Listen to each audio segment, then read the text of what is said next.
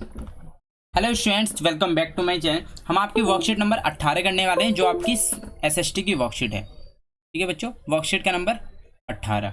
सभी बच्चे अपनी अपनी सोशल साइंस के नोटबुक निकालेंगे। इंग्लिश मीडियम, ये ये जो वर्कशीट है वो इंग्लिश मीडियम के बच्चों की है। हिंदी मीडियम की अपलोड कर दी गई है, तो आप इंग्लिश हिंदी मीडियम वाले बच्चे कर सकते हैं। ये इंग्लिश मीडियम की वर्कशीट है। ठीक है बच्चों, इंग्लिश मीडियम की आपकी ये एसएसटी की वर्कशीट है, क्लास 7th की। ठीक है बच्चों, और वर्कशीट का नंबर कौन सा है? 18 आपका वर्कशीट का नंबर है बच्चों। ये 22 तारीख की आपकी 22 सितंबर की।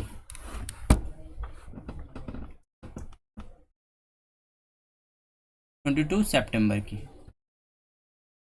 देखिए इसमें दिया गया आपका टॉपिक एयर। टॉपिक क्या है बच्चों इसका? एयर। अब देखो इसमें आपका वेदर दिया हुआ है, क्लाइमेट दिया हुआ है। वेदर और क्लाइमेट से आप लोग क्या समझते हो? देखो सबसे पहले मैं आपको शॉर्ट में बताऊंगा इसे, जिससे कि हर बच्चा समझ सके और वर्कशीट को कर सके। देखिए वेदर का मतलब बच्चा आपका होता है मौसम। आपने सुना हो वेदर कैसा चल रहा है, मौसम कैसा चल रहा है। और बच्चों आपका क्लाइमेट का मतलब होता है जलवायु। मतलब कि आपका जो एक मौसम की औसत स्थिति होती है उसको हम जलवायु कहते हैं। ठीक है, तो देखिए इसमें दिया गया weather is the atmospheric condition in a specific place given point of time. ठीक है, ये एक निश्चित स्थान की नियत समय पर उसकी कंडीशन को, स्पेसिफिक प्लेस को क्या कहते हैं? मौसम कहते हैं। Climate is a average weather condition of place for a longer period of time. Climate क्या है? एक एवरेज है वेदर किसी प्लेस की कंडीशन लॉन्ग टाइम के लिए, मतलब बहुत ज़्यादा समय के बाद चेंज हो, उसे हम क्लाइमेट कहते हैं। वेदर बच्चों कभी भी बदल सकता है, it can be change any moment. मैंने क्या बताया? कभी भी बदल सकता है। क्लाइमेट इज एक्सपेक्ट 25 ईयर्स लगते हैं बच्चों क्लाइमेट को चेंज होने में। ठीक है, weather change with a short time, ये शॉर्ट टाइम में हो सकता है, ये हमेशा बच्चों लॉन्ग टाइम लेता है चेंज होने के लिए। Overall changes variation of climate very suitable may be take decades to other. ठीक है, ये होने के लिए कई दशक तक लग जाते हैं। ठीक है, India has a monsoon type of climate. India का कैसा क्लाइमेट है? मानसून टाइप का है। It is sunny may be raining moment later. इसमें क्या है? धूप निकलती है, ठीक है, बारिश होती है, एकदम से ही ये सब चेंज हो जाता है।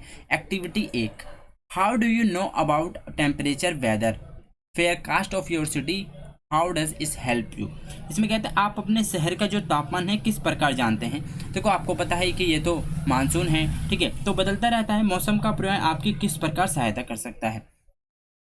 तो आप ये अनुमान लगा सकते हो देखकर कि मानसून चल रहा है, कि आपका वेदर मतलब वेदर कैसा चल रहा है, आपका गर्मी का टाइम है, इसका टाइम। ठीक है, अब देखो फैक्टर अफेक्टिंग वेदर, जो वेदर को अफेक्ट करती हैं चीज़ें कौन कौन सी? आपकी टेम्परेचर हो गई। आपको बताया टेम्परेचर अगर डाउन होगा, ज़्यादा होगा तो गर्मी ज़्यादा होगी, डाउन होगा तो सर्दी होगी। ठीक है, एयर प्रेशर, एयर प्रेशर की वजह से भी मतलब वाइंड, हवा कैसे चली, और मॉइस्चर, नमी कितनी है बच्चों। ठीक है, अब देखो टेम्परेचर की वजह से कैसे अफेक्ट करता है हम देखेंगे। टेम्परेचर क्या है? The degree of hotness coldness air is known as temperature. इसमें बताया गया है कि जो आपकी आपकी जो एयर होती है उसमें मौजूद जो तापमान होता है, उसमें मौजूद जो कोल्डनेस होती है और हॉटनेस होती है, उसे हम टेम्परेचर कहते हैं, उसको measure. The temperature atmospheric change not only between the day और night is also from season to season. ये जरूरी नहीं है दिन और रात में चेंज होता है। दिन और रात में तो चेंज होता ही, आपको पता है, दिन में गर्मी ज़्यादा होती है, रात में ठंडा हो जाता है मौसम। लेकिन ये सीजन टू सीजन भी चेंज करता है। क्या? होटर से क्या ठंड सर्दियों की तरफ जाता है। An important factor that influence the distribution of temperature in is in isolation in insolation is the incoming solar energy intercepted by earth. देखो इसमें कहा जा रहा है आपके तीसरे पॉइंट में कि जो आपका इंसोलेशन है, इंसोलेशन क्या है? एक बहुत ही आपका इंपॉर्टेंट चीज है कि जो क्या करती है, आपके टेम्परेचर को प्रभावित करती है। क्या करती है? इन्फ्लुएंस करती है of the distribution of temperature को, मतलब प्रभावित करती है, इन्फ्लुएंस करती है। सूर्य से आने वाली ऊर्जा जिसे पृथ्वी क्या करती है? रोक लेती है। इस पॉइंट में बताया गया। लास्ट में इसमें क्या दिया? The amount of insolation decrease from the equator towards the poles there the temperature decrease in the same manner that's is why poles are covered with snow. If the earth's temperature rise to height it would become too warm for some crops to go. ठीक है, देखिए इसमें दिया गया है कि देखो the amount of insolation decrease from equator towards to poles. इसमें दिए गए जो आपका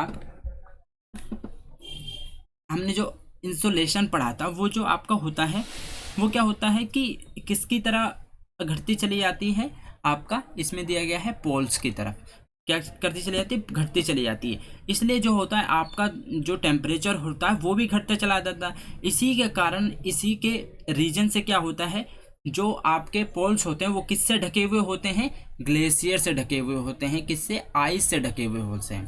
देखो इसमें यही बताया गया कवर विद स्नो, ठीक है, स्नो से ढके हुए होते हैं। फिर इसमें बताया गया है कि जो आपकी पृथ्वी है, ठीक है, जो आपका अर्थ एटमॉस्फेयर है वो क्या, फिर तापमान उसका, टेम्परेचर उसका बढ़ जाता है, इतनी गर्मी हो सकती है, ठीक है। अगर वो नहीं होगा तो गर्मी इतनी हो जाएगी कि आपकी जो क्रॉप्स हैं, फसल हैं, वो ग्रो भी नहीं कर पाएंगी ज़्यादा गर्मी की वजह से। इसमें दिया temperature in cities is must higher than village.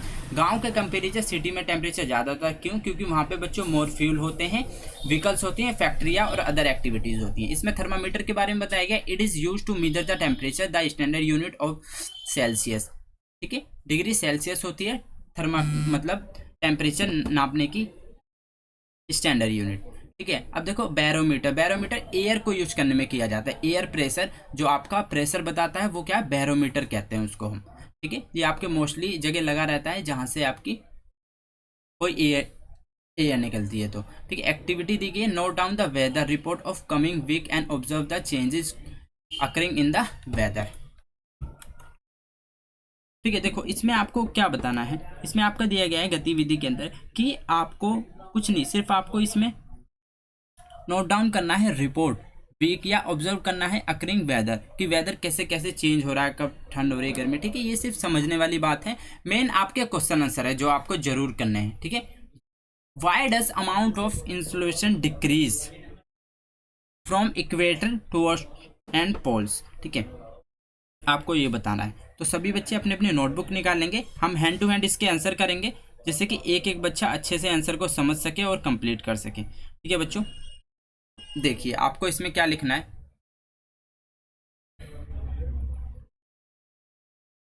Answer number 1 में आपका आ जाएगा insolation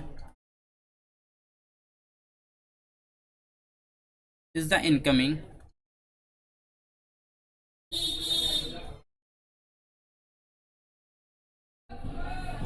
solar energy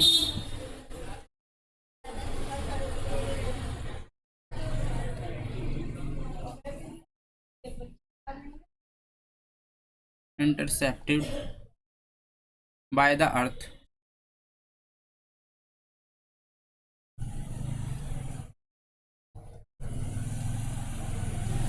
amount of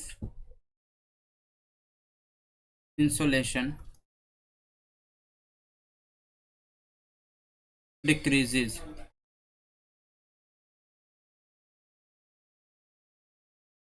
from the equator towards pole,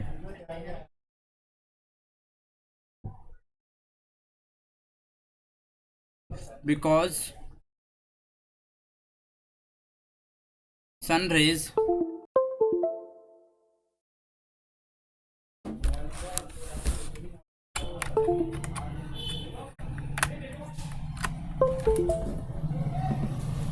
sun rays fall vertically on the equator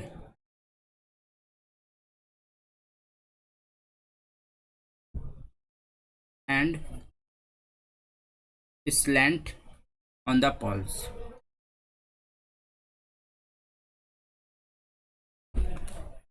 ठीक है बच्चों।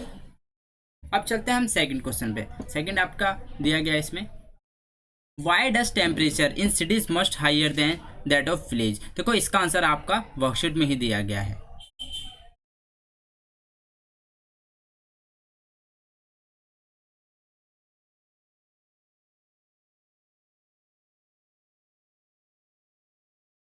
ठीक है बच्चों। ये आपका आंसर नंबर 2 है, temperature in cities is much higher than that of village due to more population, more fuel burning vehicle, factories and other activities. ठीक है, आंसर नंबर 2 हो गया ये. What kind of air pressure is found in cold areas? देखो इसका answer आपका ये रहा, आंसर नंबर 3. बस आपको यहाँ पे क्या चेंज करना है, आपको ये काट देना है, आपको सिर्फ लिखना है यहाँ पे, इसको काटने की जगह आपको लिखना है कोल्ड.